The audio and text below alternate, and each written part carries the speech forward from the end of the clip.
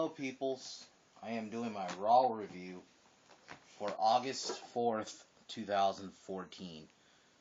I'm gonna be honest, wasn't that great a Raw, to be real honest with you. It was, my god, where they plugged, the WWE Network plugs were so annoying tonight. Especially coming off two great Raws, two great back-to-back Raws, just to have this one. And I feel like it really didn't hype up SummerSlam, maybe except like a couple of matches. But let me just get the show started. So the Authority, pretty much all the Authority, Triple H, Stephanie, Kane, Seth Rollins, and Randy Orton came out, and Triple H just pretty much hyped up all the matches, and then, my god, $9.99, god, that was so annoying. I'm sorry. I don't know if this was purposely a bad show.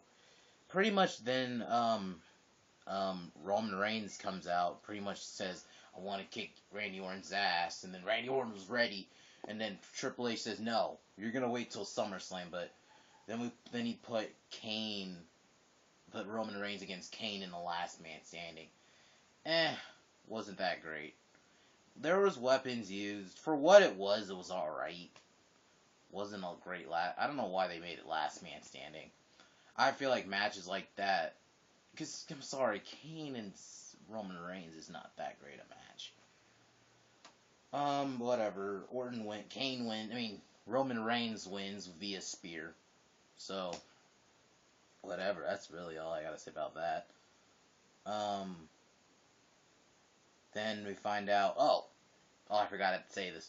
Triple H says that Seth Rollins and Dean Ambrose, which is now confirmed, that they will both be in Beat the Clock challenges, and if they win their match with the Fast, whoever wins, Dean or Seth, gets to choose the stipulation for SummerSlam. So this match will have a stipulation. Then we get a really good video package of Brock Lesnar and Cena, but my god, they did not need to show it 3 times. To me, when WWE does that, I have always hated the whole stop showing things we've already seen. It's like, I've already seen this. Like, god, you don't need to show it 3 times. But, it wasn't a bad video package, though. But, WWE's known for their really good video packages. But no Lesnar or Cena tonight, but I hope they will be there next week. I do want to see at least one F5 on Cena before we go to SummerSlam. So, then after that, Damien Sandow dressed as a Oklahoma. Oh my god! Man, I feel bad for Sandow. What did he do? Now this is just every city he goes to. Granted, I would like to see him whenever Raw is in Chicago become dressed as CM Punk. That'd be cool.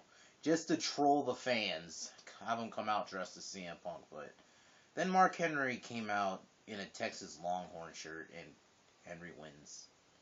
Whatever. What are we doing with Henry? What are we doing with Henry? Maybe have him join that new nation with Xavier Woods, Kofi, and Big E. Why not? Henry's on TV now. What is he there gonna do? What is he gonna do? He's pretty much he's not getting any more world title shots. I really say that. His big hoorah was last year, but I don't really see Mark Henry getting any more title shots, so might as well have him join the group. At least they'll be having him do something. Okay. And the first beat the Clock challenge is Ambrose versus Del Rio. Pretty good match. This match lasted over 15 minutes. Really good match. I'll give Del Rio his due. He did decently in this match.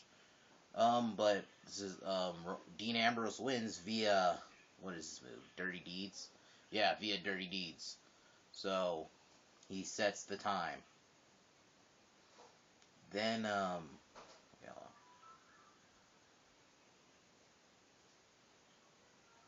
it was an okay match. Then we get a recap of how Stephanie McMahon and Brie Bella match was made. Then we have Rusev versus we're supposed to have Rusev versus Sin Cara, but apparently he beat Sin Cara on the app. Why are we doing this? Why have the match if you're just gonna have the match end on the fucking app? Well, I mean, granted, it would have been a short match anyway, but then Swagger comes out. They're talking about their match at SummerSlam, which will be a flag match. Then Rusev beats up Swagger. That's really it. I mean, that's pretty much it about that one. Then we have Cesaro versus Dolph Ziggler, which this match is really short. I really was hoping at least this to have a good time, but Ziggler beats. Um, I'm happy they are pushing Ziggler, but at the expense of Cesaro. Cesaro? What is he doing? From what I read somewhere that they're trying to build something big for Cesaro. So maybe I don't know. I guess. But Miz is on commentary, but this is a really short match. So, but I'm happy they are pushing Dolph Ziggler. I'm happy they're not, burying him like they have been this last several months. So I'm happy he's, he is getting a, so he will be facing the Miz for the IC belt at SummerSlam. So that the match they had a couple of weeks ago, if anything, shows that this match should actually be a decent match. So then after that, we have Goldust and Stardust back in action against Ryback, which we have seen like a bunch of times already. Stardust and Goldust win. I mean, I'm sorry, it's a very lackluster Raw tonight. Then we have Luke Harper versus Chris Jericho. A decent match, but then Jericho's about to win with the Walls of Jericho, but then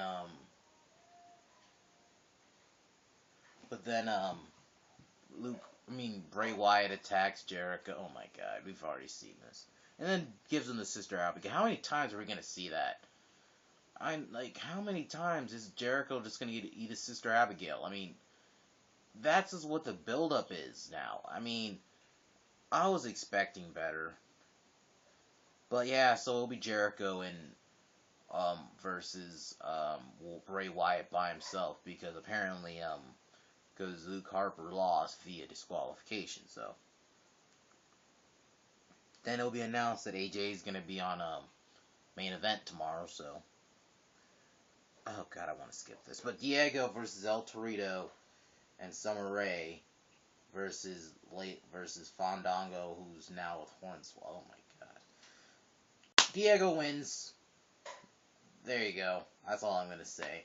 Then they dance over. I don't give a shit. I really don't. And then we have Renee Young, who has an interview with Randy Orton, who pretty much talks about he's gonna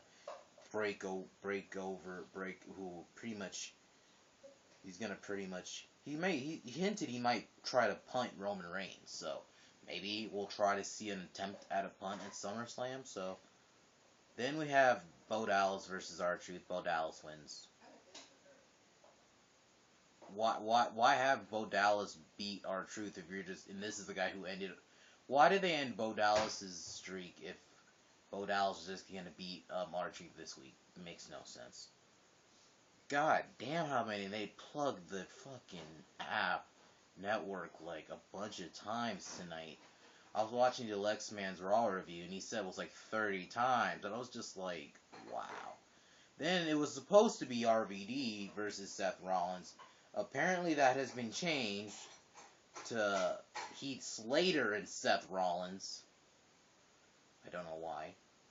But Rollins, while he was fighting with Slater, Dean Ambrose comes out, defaces the briefcase. He rips the contract, pours soda and popcorn in JBL's hat in the briefcase. Okay, that was kind of funny. But Heath Slater pins Seth Rollins. Even with the distraction from Ambrose, but still, you're having your resident jobber pin a future, pretty much possibly the next WWE World Heavyweight Champion. Come on now.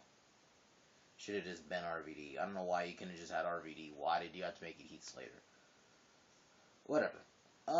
Then Hulk Hogan has announced that he will celebrate his birthday next week on Raw. Okay. And for some reason, Ambrose didn't reveal it tonight, but on SmackDown, the stipulation will be announced. Why? I don't know why. Why am I? Really good segment, though, next. We have the contract signing for Stephanie McMahon and Brie Bella. Brie Bella, I will give her due. She actually had a decent promo, cut a decent promo, saying she's doing it for all the people who Stephanie McMahon is pretty much screwed these last couple of months. Big Show, Daniel Bryan, and all else.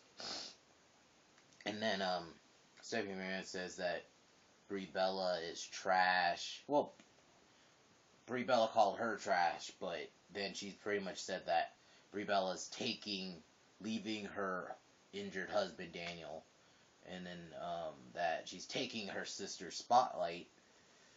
And then Stephanie McMahon, after signing the contract, attacks Nikki Bella with the contract, and then Triple H pins Brie Bella against the ropes with the table, and then Stephanie McMahon pedigrees Nikki Bella. Then Nikki Bella slaps Triple H, tries to get at Stephanie, and Stephanie slams her on the table, and then does the pedigree on her. So we end with the Authority kissing.